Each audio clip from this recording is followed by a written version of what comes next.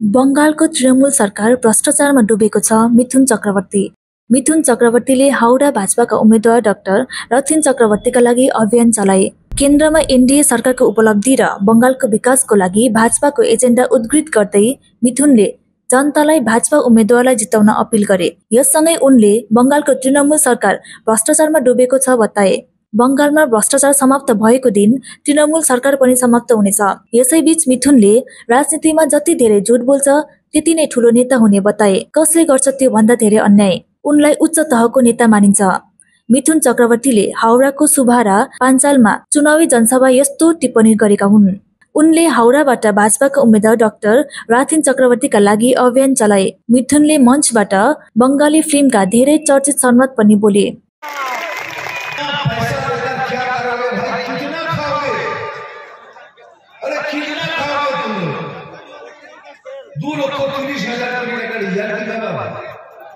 কিন্তু দেবে না। আরে এদের অ্যাকচুয়ালি ভোট ব্যাংক মুসলমান ভাই বোনরা বলে ওরা দুধ দেয়, তোদের লাঠি খাবো, যে দুধ দেওয়া বন্ধ করবে, লাঠি খাবে। এদের ভোট ব্যাংক হলো কারাপশন, দুর্নীতি। আজ দুর্নীতি শেষ, এ সরকারও শেষ। সেই জন্য সবাইকে দুর্নীতি শেখানো। তুমি এইভাবে দুর্নীতি করো, এইভাবে করো। আমি চ্যালেঞ্জ করে বলছি, যারা এই তৃণমূলের ব্যাংক নিয়ে মিশেলে যায় 90% লোক কোনো না কোনো দুর্নীতির সাথে তারা যুক্ত। তার মানে কোনো ভদ্র সভ্য সমাজের লোক এই ফ্ল্যাগ হাতে নিতে পারে না। যাদের আত্মা আছে তারা এই ফ্ল্যাগ ধরে রাস্তায় নামতে পারে। হ্যাঁ, জোর গলায় বলছি, অসম্ভব। যাই হোক, আপনাদের কিছু প্রশ্ন করবো, এটা জানাবেন কেন আমি কিছু প্রশ্ন করবো, বলুন। হ্যাঁ না তো জবাব দেবে। এই বিজেপি কি কোনো দুর্নীতিগ্রস্ত পার্টি না? জোরে বলো, কি গরু চুরি করে? জ্বালাবে জ্বালা মনে পড়ে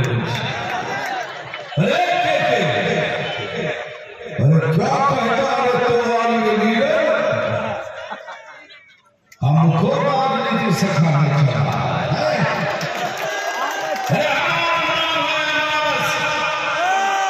हम किसी की कुर्सी नीचे से खिसकाएंगे।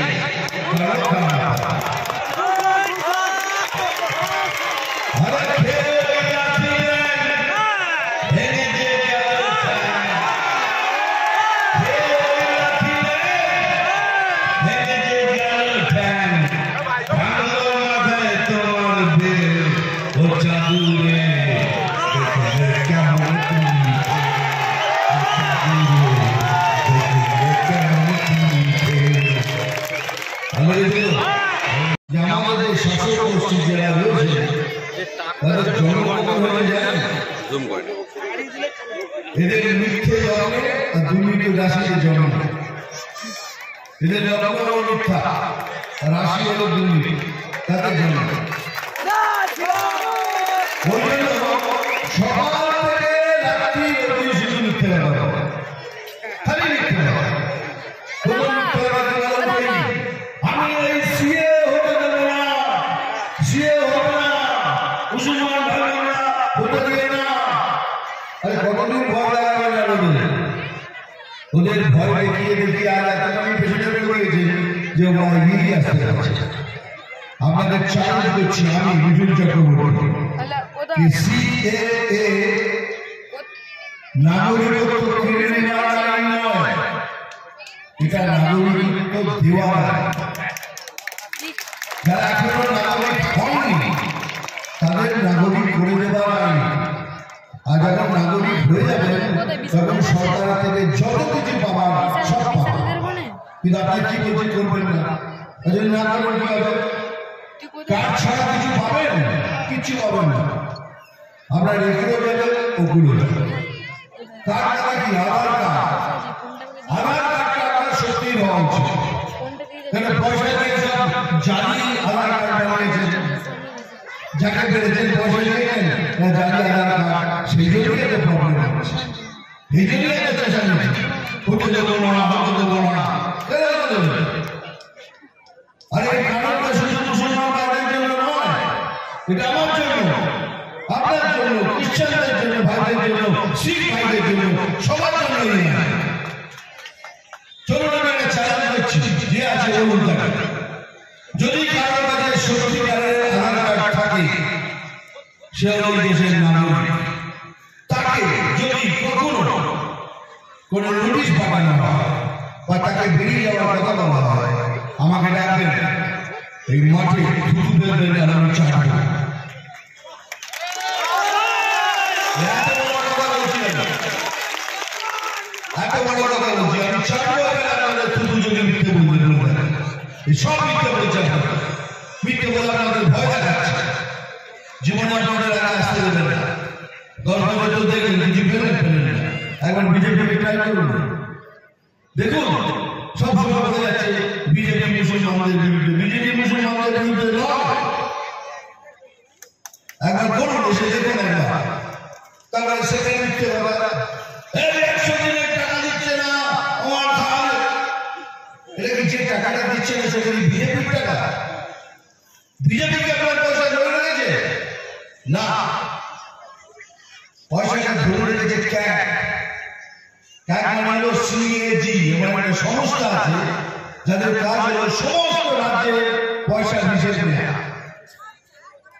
সেটা রাজস্থান হোক, মধ্যপ্রদেশ হোক, বাংলা হোক, মহারাষ্ট্র, সমস্ত রাজ্যের পয়সা তারা হিসেব নেয়। আর যখন হিসেব মিলে যায় তখন তারা বলে এই রাজ্যকে এত টাকা দাও, এই রাজ্যকে এত টাকা দাও। খালি পশ্চিমবঙ্গকে বারণ করেছে, কেন এদের হিসেব মিলছে না। আর কত টাকার হিসেব জানেন? 100 নয়, 1000 নয়, 1 লাখ নয়, 1 কোটি নয়, 100 কোটি নয়, 1000 কোটি নয়, 2,30,000 কোটি টাকার হিসেব দিচ্ছে না। 2,30,000 কোটি, তারপরে হিসেব নেই, কি করে দেবে? প্রধানমন্ত্রী বাথরুম করার জন্য 12,500 টাকা দিয়েছে, সেটা পর্যন্ত ছেড়ে দিয়েছে। কি দেবে? এরা দিতে আসেনি, এরা দিতে এসছে। এবার সময় এসছে, পরিবর্তন করুন। আগের দিনের পশ্চিমবঙ্গ খুবই খারাপ হবে, তখন আমাদের কিচ্ছু থাকবে না। এইসব চোরেরা, লুটেরা লুট করবে, চুরি করবে, আমাদের মুখ বুঝে সব করতে হবে। তাই জন্য বলছি, বিজেপি যোগ করুন, বিজেপিকে ভোট দিন, রতিনদাকে ভোট দিন। আমি কথা দিচ্ছি, আমরা সবাই মিলে একটা নতুন বাংলা উপহার দেব, এটাই হলো মোদী গ্যারান্টি। এই বাংলা আজ কেন হয়ে গেল কাংলা, যদি প্রশ্ন করে বীর নেতাজি, কি তার জবাব দেব আমরা? ওই আমাদের গড়া এই বাংলা আজ কেন হয়ে গেল কাংলা, যদি প্রশ্ন করে বীর নেতাজি, কি তার জবাব দেব আমরা?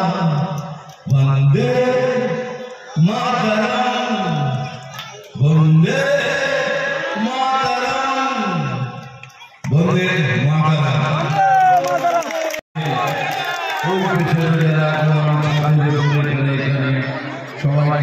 সবাইকে নমস্কার। এখানে সংস্কার, এখানে যাবে মুসলমান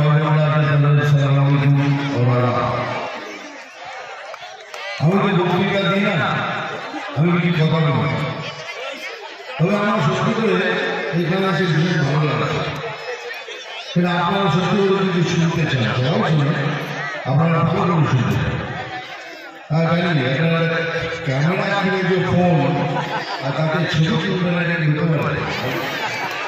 আগামী সেই কাজটা করে নেবেন, তুলুন আপনারা তুলুন।